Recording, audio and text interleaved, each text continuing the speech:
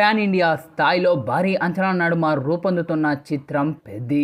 Global star Ram Charan title పాత్రలో నటిస్తున్న ఈ యొక్క చిత్రాన్ని బుచ్చిబాబు తన దర్శకత్వంలో రూపొందిస్తూ ఉన్నారు. మైత్రి మూవీ మేకర్ సుకుమార్ రైటింగ్ సమర్పణలో వృద్ధి శ్రీనివాస్ బ్యానర్పై వెంకట సతీష్ కీలారు నిర్మిస్తున్న ఈ యొక్క సినిమా నుంచి తాజాగా విడుదలైన ఫస్ట్ షాట్ వీడియోకు విశేష స్పందన లభిస్తూ ఉంది. ముఖ్యంగా టీజర్లో మాత్రం ప్రతి ఒక్క విజువల్ అద్భుతంగా ఉందని కామెంట్లు చేస్తూ ఉన్నారు. ఇక ఈ యొక్క వీడియోలో రామ్ చరణ్ ఎంట్రీ దృశ్యం అభిమానుల్ని ఫిదా చేస్తూ ఉంది.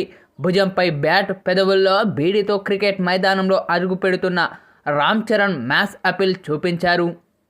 ముఖ్యంగా ఆయన డైలాగ్ ఒకే మనిషికి శేషనికి ఒకే నా బతకనికి ఇంత పెద్ద బతికెందుకు అనేది అభిమానులకు ఫుల్ మీల్స్ పెట్టింది.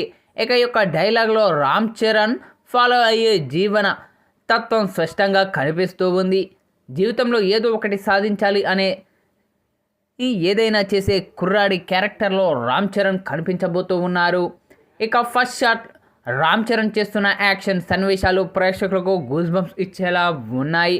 పొలాల్లో పరిగెత్తు, గోన సంచి చించటం, చివరికి క్రికెట్ మైదానంలో బ్యాటును నేలపై కొట్టి బంతిని బౌండరీకి తరలించడం చిత్రంలో పవర్ను తెలియజేశారు. ఇక ఈ యొక్క సినిమాలో క్రికెట్ కీలక పాత్ర పోషించనుందని కూడా అర్థమైపోతూ ఉంది. అప్పట్లో ఒక పల్లెటూరులో జరిగిన క్రికెట్ మాఫియాకు సంబంధించి కథ కావచ్చు అనేది ఎంతోమంది అభిప్రాయం.